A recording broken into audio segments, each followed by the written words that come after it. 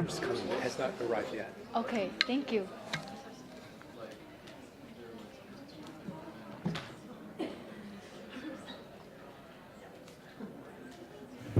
All right, we're going to go ahead and get started.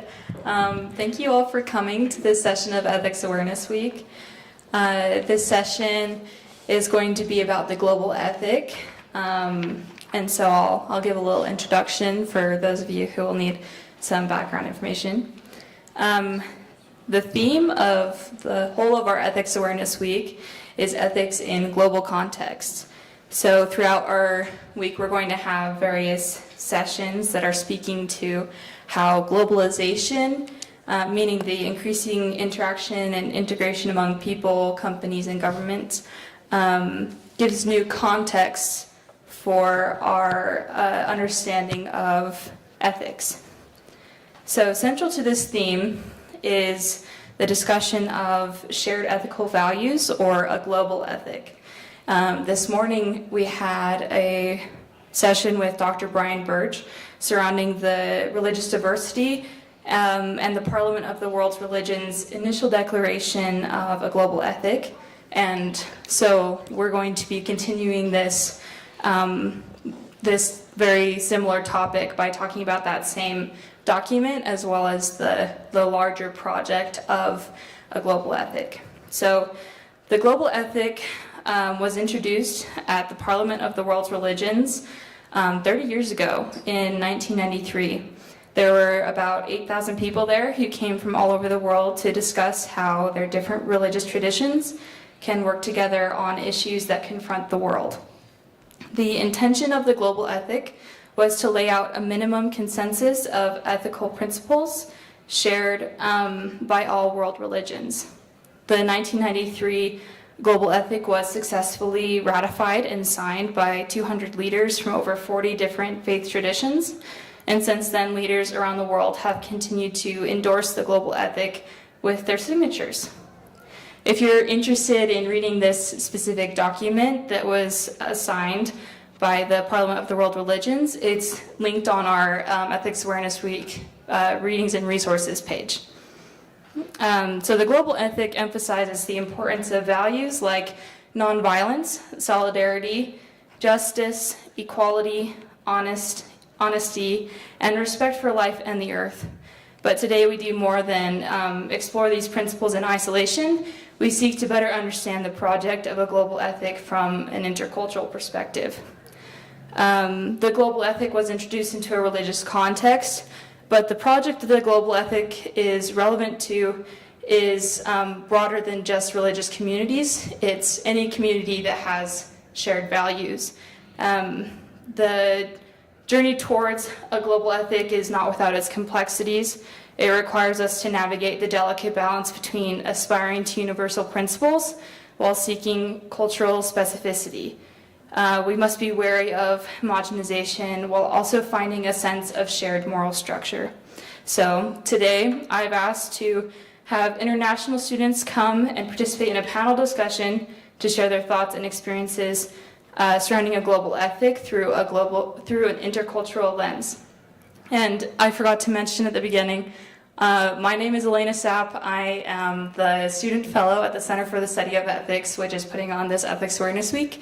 And so now I'll have my panelists introduce themselves. Anna, if you want to go first. Hi, everybody. My name is Ana Caballero, or Ferreiro. That's my second last name. In Mexico, we use two last names for those who don't know. This is my sophomore year here at UVU. I'm a political science major with a concentration in global politics, and I'm also doing a minor in PR and communications. So I love culture. It's one of my favorite topics to discuss. I'm from Mexico, so we have a very rich culture for those who don't know. I'm from the south of Mexico, so very Mayan and indigenous communities there. So I'm pretty excited to be here and have a really nice discussion with everybody. Hi everyone, my name is Vincent, and it was very nice to be here and meet all of you guys. And I'm a social work major, and this is my sophomore year. I have interest in developing awareness on at a personal level and also community level. and I am born and raised in Hong Kong. And as you know from that being introduced, I'm an international student, and I've been in the United States for 2 years. This is my 3rd year here, and yeah, I'm excited to join this discussion with all the amazing people here. Nice. Hi everyone, my name is Tada, and I'm a Muslim student that goes to BYU. It's my 2nd year. I'm not a UVU student, unfortunately. Unfortunately, let me clarify. Okay, pause. And I'm studying public relations and French with a minor in sociology. And thanks for being here, y'all. Like, I'm really grateful that I have the opportunity to be here and be a part of this. I'm very passionate about bettering relations across international borders, hence why I'm going into PR, and hopefully law school. But yeah, I'm really excited to be a part of this panel. Thank you. And then we have the live stream of this session, so if you end up wanting to recommend it to friends, you can find that on our YouTube. So to begin right off the bat, I want to ask a question about similarity and difference, because at the foundation of a project of a global ethic is this question of whether or not we have the same ethical values, or if the differences are simply being ignored when we say that that we have something similar between us all. So welcome, David. Do you want to introduce yourself real fast? Hi, my name is David Vilela. I'm from Peru. Want to be a commercial pilot here at UVU. Yeah, that's it. Perfect, thanks. So I'll just have this open to any of you guys. Do you see more difference or similarity when comparing the different cultures you have experienced?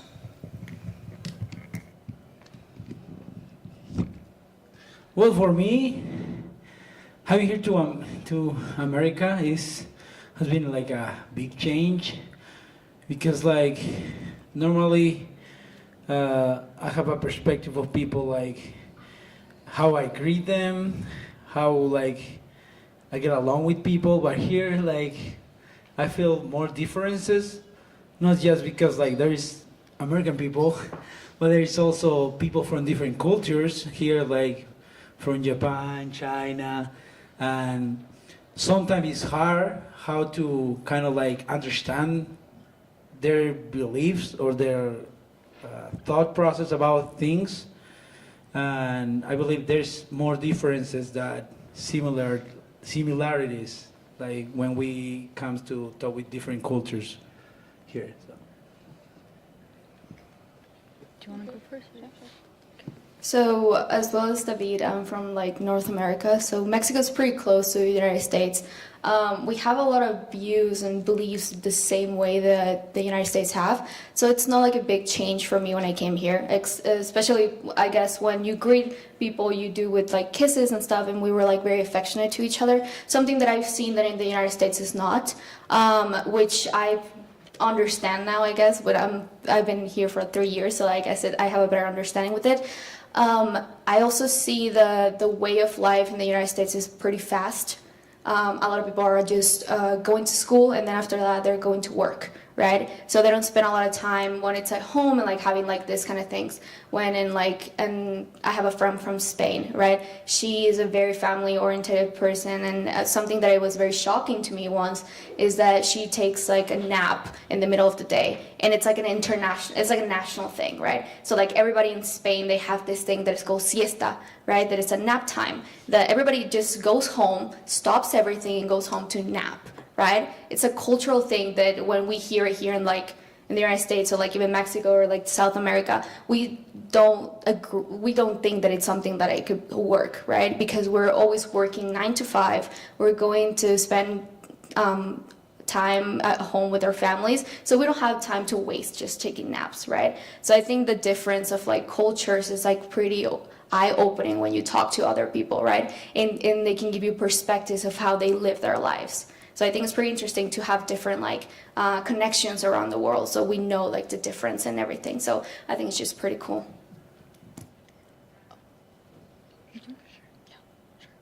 Okay. Hello? Can you all hear me? Okay, we're good? Okay. So, yeah, I agree with a lot of the things that my peers said, and the point that I want to talk about is more so to give a bit of a background, I'm originally Jordanian, you know, Jordan, in the Middle East, but I kind of grew up moving a ton. So I lived in the United Arab Emirates for part of my life, and then also different parts in the United States. And something that I notice is that the cultures I've experienced are similar in a sense that they're both going through life for the first time. And the way they deal with that is different, but in an essence, that's how they're similar. That there's no, in my opinion at least, right or wrong way to approach life. You're just kind of figuring out as you go, right? And the differences that a lot of my peers notice are completely valid, you know? And I don't think that's a bad thing. I'm trying to stray away from the idea that for me to empathize with someone, I need to see them as an extension of myself. Because I think that that idea is very flawed. And the reason I say so to kind of elaborate more on the idea, it's initially that for me to kind of say that I respect you or that I value you or, you know, you want whatever virtue you want to ascribe to it, for me to respect you, I need to see you as kind of like a representation of myself in that way, you know? And I just think that that's a very flawed way of thinking about it. And that's something that I noticed more specifically when we talk about empathy in the Western world compared to a lot of different countries outside.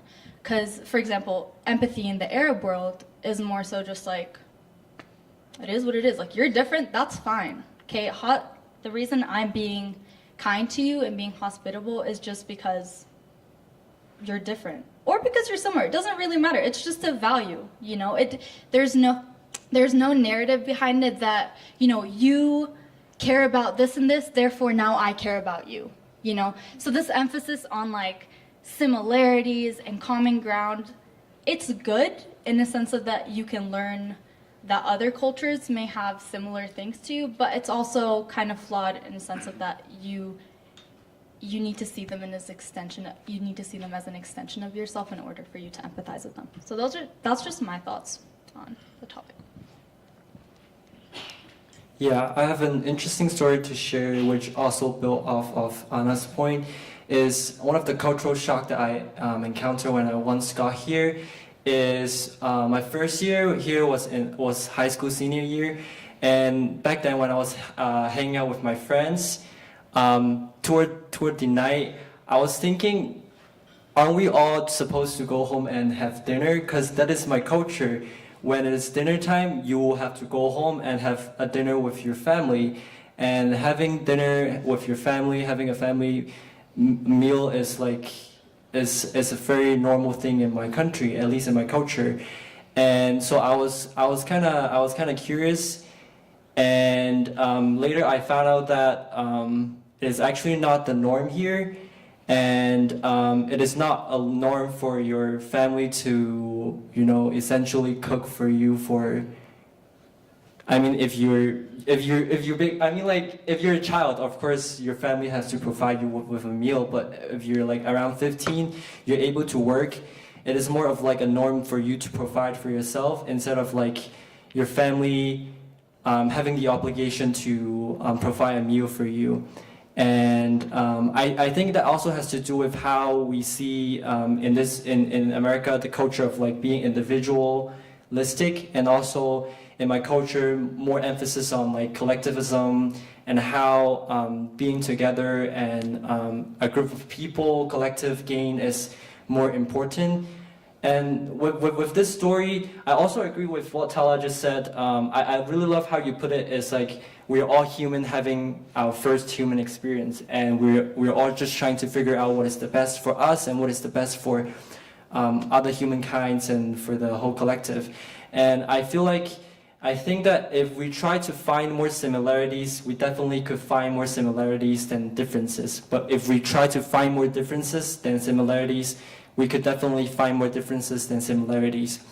And I do believe that after all, we're just human. We all have our needs. We all share the same needs. You know, food, shelter, love and belonging, and all those kind of stuff is shared. And I feel like as we approach everything with a sense of we are same, we are one, then we would seek more similarities than differences. Thank you all for your comments on that. Just to kind of repeat back some of the ideas I heard. I love this kind of focus on more of like an existential similarity, that we're all here experiencing the same things at the same time, even though we respond to them differently. And then I also wanted to bring back something you said, Anna, about like almost how our ideas of norms shape what we think is possible. Like, could we fit a siesta in the middle of our day if we hadn't normalized that? And would it make our economy, you know, like the kind of fears that people might have about like shutting things down. And so just thank you so much for bringing that up. And then let's see, I have my second question. I'm going to ask Vincent to respond to this one. Do you see value in a global ethic being developed? And what purpose do you think it serves? Okay, this is a good question.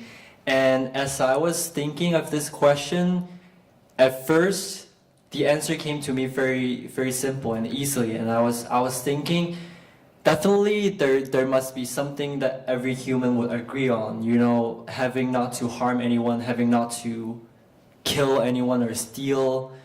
But later on, the deeper I think of this question, I felt like that this question, it is hard to come to a conclusion of a black and white answer. And for example, it is hard to judge someone if they steal because they're extremely hungry and they couldn't find another better way to obtain food than stealing.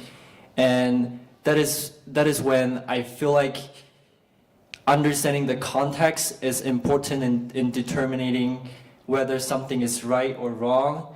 And most of the time, we couldn't have a set of standard to judge whether something is right or wrong applied to the whole world. And so, and that comes to me, that makes me think, so what is the meaning of having ethic? What is the meaning of having a standard? And I think one way I think of it is we are all trying to build a better society, and even though the specific of how something should be framed or something should be implemented is different according to the context, but in a broader term, in the baseline, I think we are all just trying to be good. We're just all trying to create a better world. And with that being said, I think when I was also looking into the Parliament of World Religions and their global ethic, I like how they put those objectives into a commitment to create a reality. And I think that's better than having a black or white answer of this is right, this is wrong, you shouldn't do this, you should do this. It's more of like an open statement of something that we all would want to see in this world, but how that would be implemented in different part of the world and in different culture would have to be adjusted and adapted into different part of the world. And that is my thought on this. I really like what you said about who can decide what's good or what's bad, right?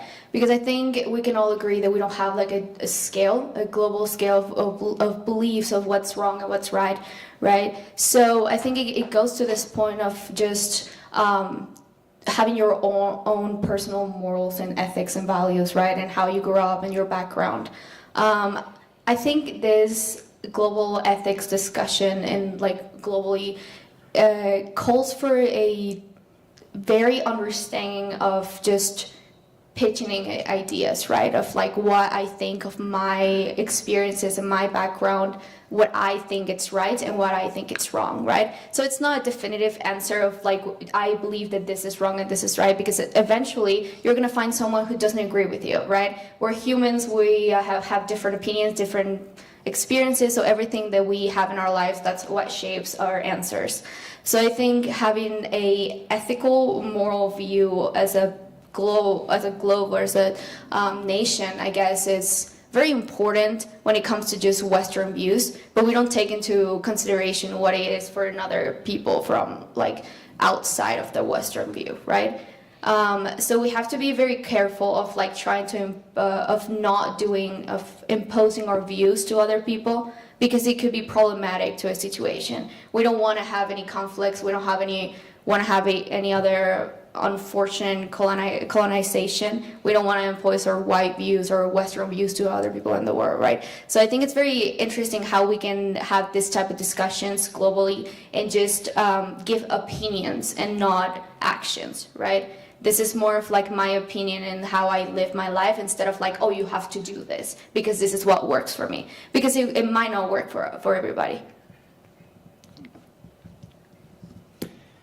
Adding to that, like I personally am kind of like, this is my personal view of things. Like, I believe that you guys said that there is nothing right, nothing wrong, that people can give opinions about things, but there is society and the culture that tell us that this is right, this is wrong. We have the justice system. The justice kind of like help us to decide who is a good person, who is a bad person, which in a culture sense, like from my background, like I feel like the culture and the society that you are in, like help you to set you what is right and what is wrong, which normally different cultures, there's like, they have their understanding of ethics and their belief of good, what is bad and what is wrong.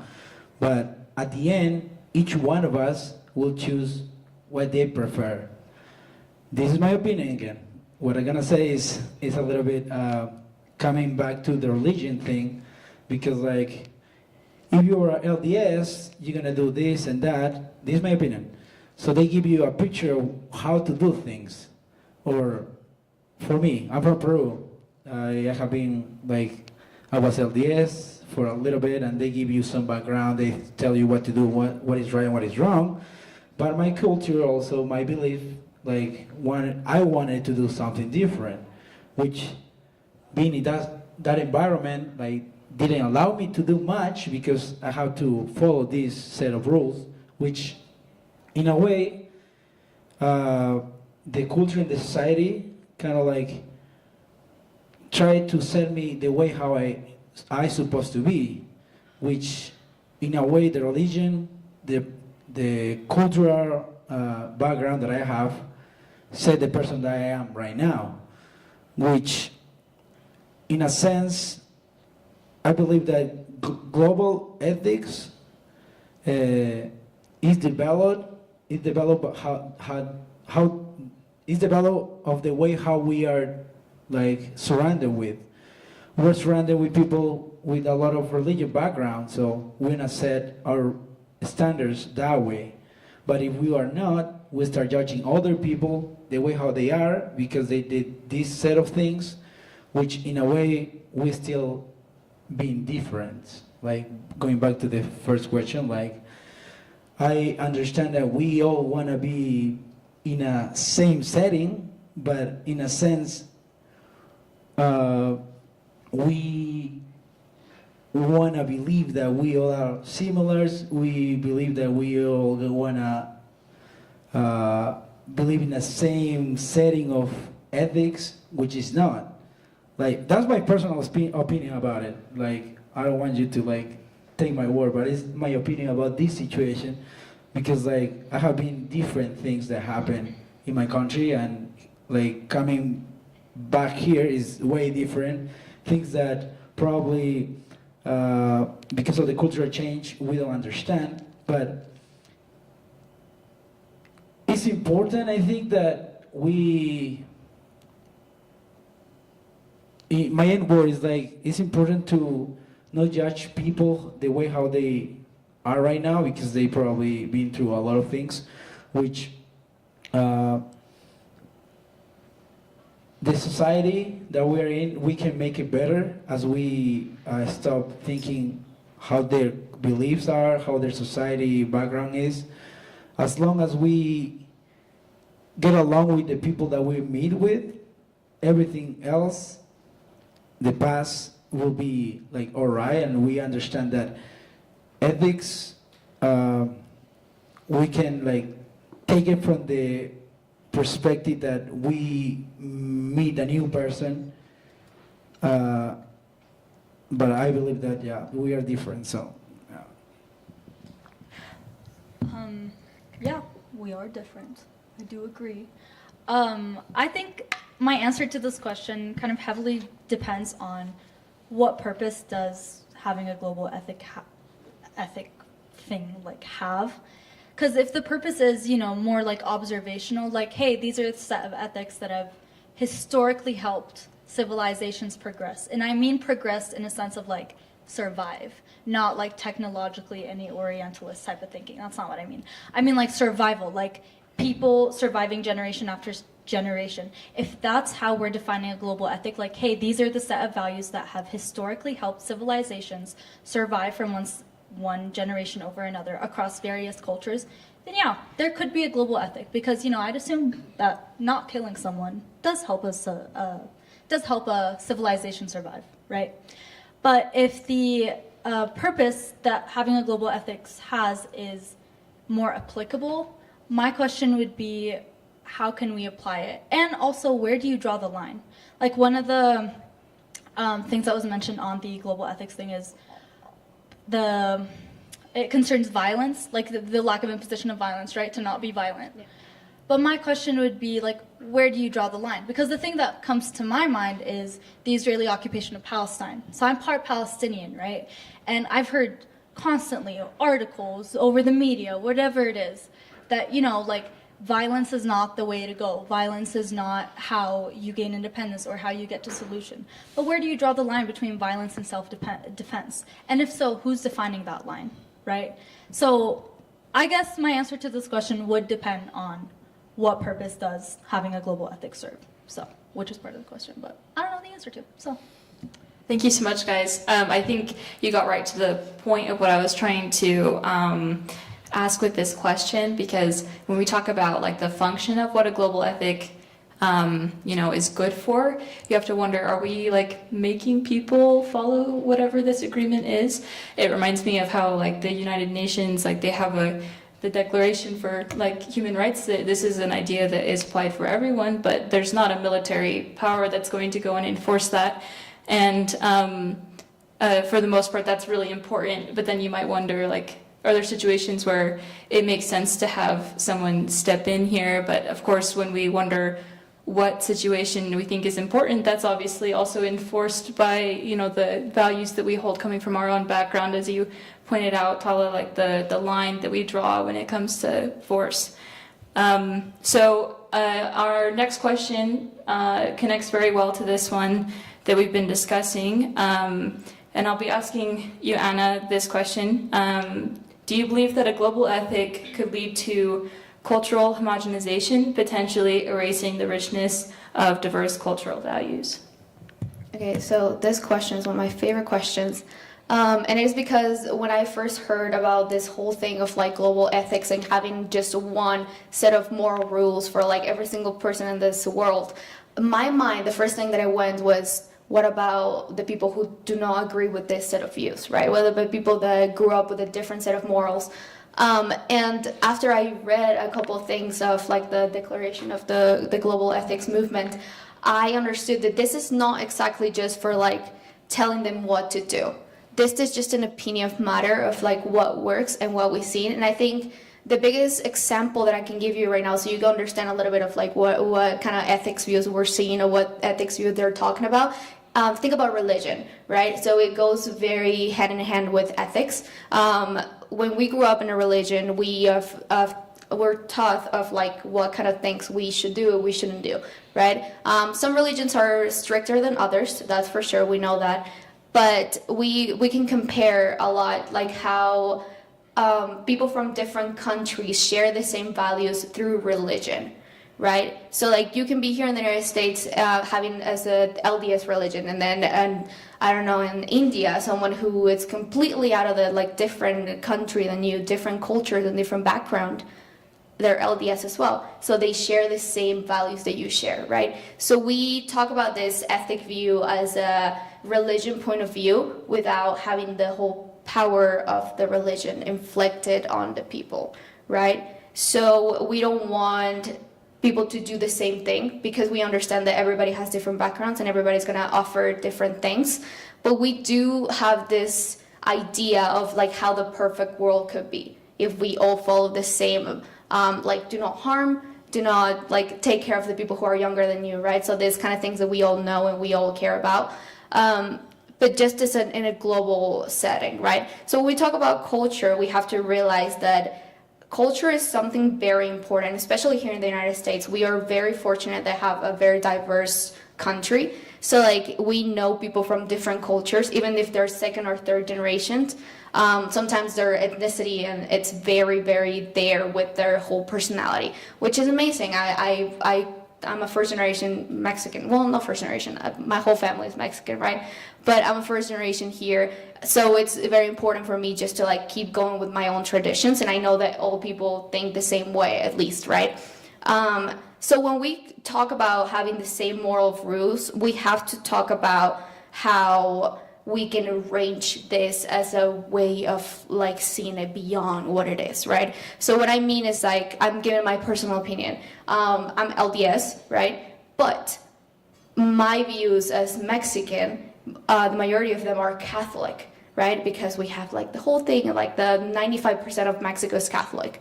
But my personal opinion is that I see my religion as LDS as my own point of view and my own mentality instead of my own personality, right? So I have this separation between my religion and my culture, seeing that, okay, my culture is mainly Catholic and all the things that we do are Catholic, but that doesn't mean that I'm Catholic, right? And my mentality is LDS, but that doesn't mean that my culture has to be LDS, right? So we have to draw this line between of what we believe and what we our culture beliefs, right? So we have this whole bubble that you have to like be inside of it and like just allow yourself and everybody to do the same thing. So like do not be judgmental when someone tells you that they don't believe the same thing as you do, right? That you always hear that.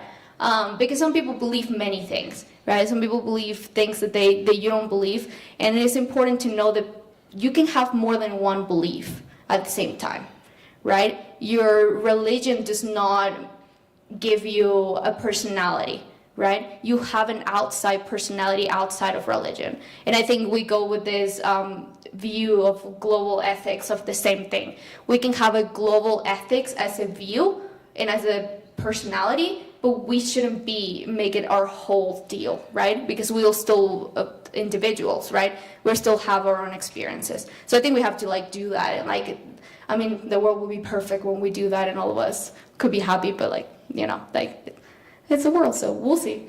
So yeah. Yeah, I mean, and to add on to that, to answer like the question in simple terms, no, I don't think it would lead to cultural what's the word? Homogenization. Homogenization. Yes, that's a hard word to say. And the reason being, like, very simply, I think culture is a lot more nuanced. I don't think culture is just ethics or values. Culture is also the language that you speak, the history that you carry, your actions, your mentality. So to say that it's going to lead to cultural homogenization would be to discount, you know, the other aspects of what culture is. So that's my thought. I'm agree with Tala because, like, in a way, our culture is gonna still there. But I'm gonna share experience that when I came from Peru, I always thought Provo was the safest place that you can be and things like that. at the time that I was there, it was safe. But after I heard the news that there were like a car stolen and things like that, after I was like, why is that happening? And again, this is my personal opinion. Finding out, like I find out that there were people asking to be a refugee. In a way, they're from different cultures, but there were these people, like, if I go back home, like, things like stealing stuff is normal in Peru. People steal your stuff, but I thought Provo was the safest place that I can be.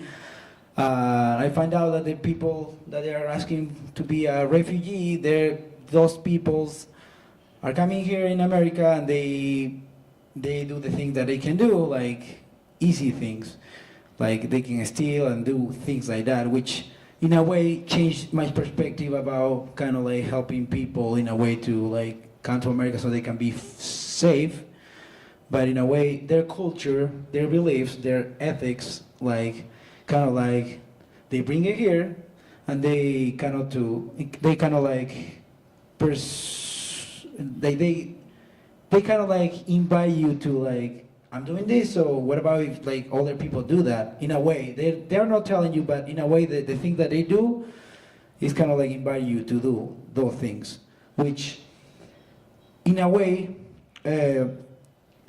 our cultural beliefs, like, it's kind of like we bring all those with the things, our values and our ethics that we came across with when we were kids. So normally, I believe that our cultures, our ethics about things, like, we're all gonna, like, here in America, we have different people from different culture backgrounds, which in a way, they're gonna still having those beliefs and those cultures here. But in a way, like, it's kind of like we all gonna like ended up living together. Like, that's why I believe it is important to make that difference and help people to understand that what is good and what is bad, but they make their own decisions. But I believe that our cultures, our beliefs are gonna stay with us. Like, for me, I'm still believing that Peru has the best food ever. So yeah, that's it. Thank you. So Tala, this question's for you. Are there any ethical principles that you think might be difficult to reconcile across different cultural perspectives? Yes, and my argument for this goes back to the whole idea of where do you draw the line, right? And the one principle, the one ethical principle that comes to mind is respecting foreign minorities across various countries, whatever the thing actually was. But it had to do with the idea of respecting foreign minorities in spaces. And that's great in theory. Like, yeah, of course you should respect people who have different beliefs than you, different ways of living, et cetera, et cetera. But again, where do you draw the line? Because the example that comes to mind has to do with like the trans community and Islam, for example. So like, let's say a trans woman goes into a bathroom and there's a hijabi woman in there. Is it transphobic for the hijabi woman to say that she doesn't feel comfortable there, like fixing her hijab or whatever? Or is it Islamophobic for the trans woman to say that the hijabi woman isn't respecting her way of living? Does that make sense? What is hijab? Oh, let me explain. I should probably not make these assumptions. Okay, so hijab, I can go on and on about that. So, first of all, I'm just going to clarify something. The hijab isn't just something that you wear, right? It's not just the scarf that's been put on you. That is the Western definition of what a hijab is. The hijab, as described in the Quran, is a lot more nuanced than that. The hijab is the concept and the principle of modesty. So, the concept of modesty can be displayed through actions, words, what you wear, which is often what it's mostly described as, right? The thing that you wear. But again, it's like much more than that. So when I'm referring to the hijab in this context, I'm referring to like a woman, a Muslim woman putting on like the scarf for her religion, right? So yeah, I hope that clarifies any misunderstandings or any definitions that I might have not talked about. But anyways, back to this whole idea of like, where do you draw the line? So I think that would be like an interesting thing to talk about, where it's like, if a trans person is coming into like a Muslim country and going into a Muslim country's like woman's bathroom, is that them imposing their beliefs on the Muslim woman, or is it the Muslim woman imposing her beliefs on the trans person? So these are just like some things to think about. And honestly, I'm like open to having that discussion because like obviously I'm Muslim myself, and I think when it comes to these topics, it's a lot more nuanced, and it depends on where you at, what country you're in, and what the context that we're talking about this event happening is. Does that make sense? So, yes, to answer your question. Thank you. So, first of all, I'll open up to anyone else who wants to respond to the same question. Just that, are there any ethical principles, and I'll list these first as well. Like, these are the tenets of the commitments, like Vincent said, of the global ethic. And so if you want to pick up like one of these and say specifically whether or not you think there's something that would be difficult to reconcile across cultural differences, there's the respect for life, or a principle of like nonviolence, a commitment to have a just economic order, so eliminating like financial inequality and like poverty, and then a commitment to tolerance and to truthfulness, and then a commitment to equal rights, which includes a stance against sexual violence, and then finally there's a commitment to having a sustainable relationship with our planet. So yeah, just if anyone has any other ethical principles or patterns of behavior they think might be difficult to reconcile across different cultural perspectives. I just have one thought, but I don't know. Going back to Tala again, like she talked about the LGBT, and I think it will be hard. Like, okay, again, this is my thought again, but I think it will be hard for the LDS believe to come across with the LGBT, because they believe that a man is supposed to marry a woman, and they have their family principles thing, which that's my thought. I think will be hard for them to like align those things. So I think that's a different. Will be hard for them to reconcile. That's my thought. I think going back to what David says, even though I'm religious, I'm also do not make it my whole personality, like I said, so I have different beliefs when it comes to political views. I mean, of course I'm a political student, so like I have to be on it, you know? Sometimes it gets really tiring to just talk about this kind of topics, because it goes for like your own moral views and what you grew up and you're raised, right? So it becomes a little bit of taboo when you talk about how people live their own lives.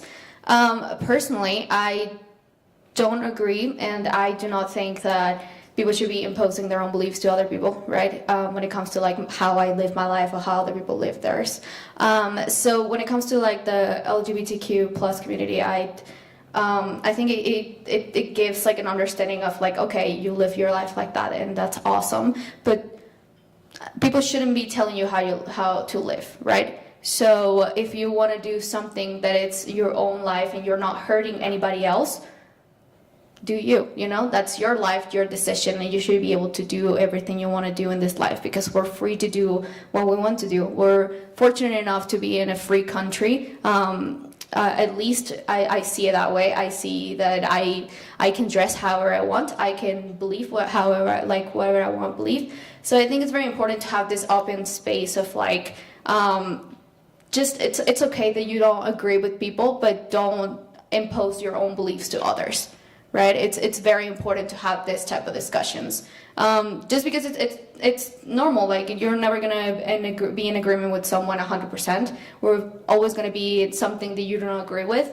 But it's a really helpful to have this type of discussions, just to be aware of like the things that we need to talk about.